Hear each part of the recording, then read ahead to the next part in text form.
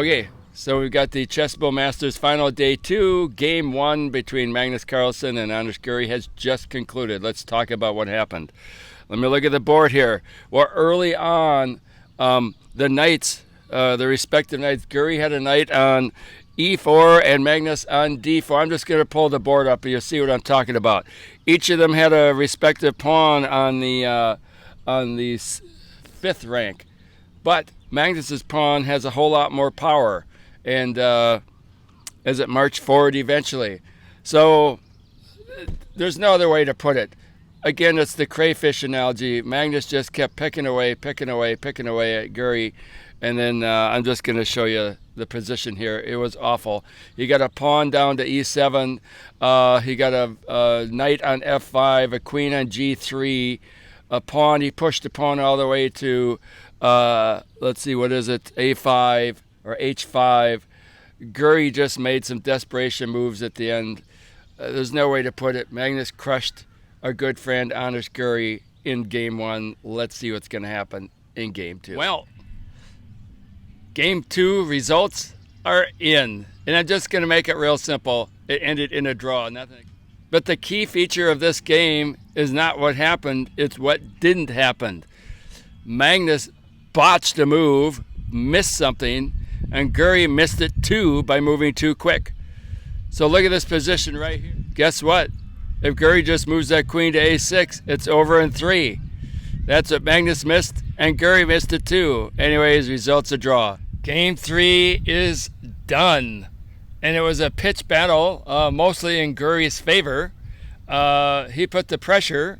Both the announcers, Fiddler and Sarawan, said, hey, Giri's got this in the bag. And if you look at the position, and here it is, he does have it in the bag. By all rights, Giri has all the advantages. Carlsen's got weak pawns. They're doubled. His pieces are locked up. The queen side is opening up. Giri has more pieces there. Everything's protected. It looks good. And Fiddler and Sarawan, remember the world-class grandmasters, said this baby's basically over. But this is Giri, and amazingly, he finds ways to get draws out of winning positions. And by all rights, this is exactly what he did here. In fact, the announcers said, Fiddler and Sarawan, he was too careful. Around move 30, he became too careful, too defensive. And I think that's the problem that Giri's got is, I mean, the match isn't over, but it's clearly 2 points to 1 for Magnus. But clearly, Giri has to get to a point where he just turns the lever on full throttle and lets it rip instead of being cautious. Seems like he does really great getting into this position where it's as Fiddler said, a strategically won position, but then he just gets conservative and he worries too much and he plays not to lose. He's got to be more like Magnus was in game 1 and just pedal to the metal, baby. All right, so game 4 is over, so let's discuss what happened. Well, Magnus came out with a Cambridge Springs defense, which Fiddler, Yasser, in the game progressed from there, basically said in games 3 and 4, Magnus, by all rights, maybe should have lost that last game 3. He was under severe time pressure.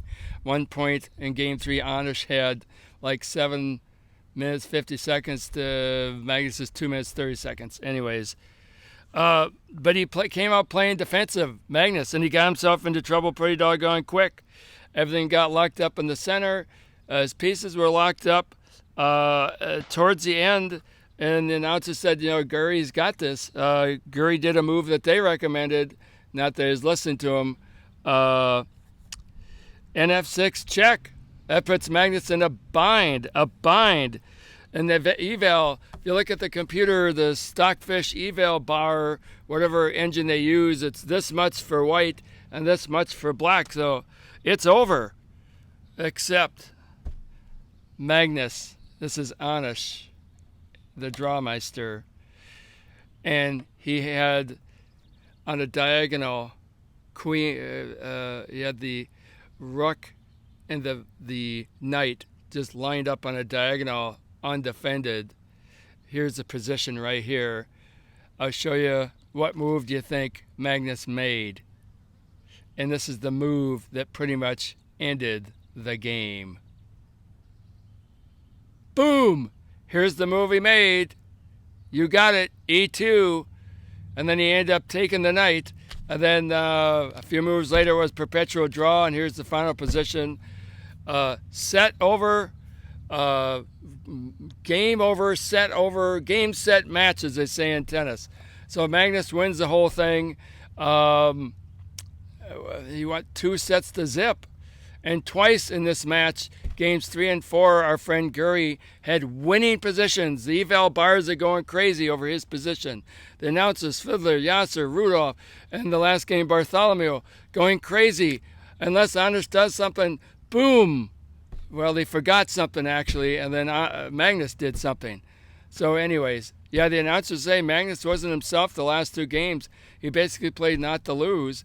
To get a draw, well, it looks like he succeeded, but by the skin of his teeth. But anyways, the results are what they are. Magnus made a brilliancy in Game 1 and finished it with a draw by the skin of his teeth in Game 4. It's over.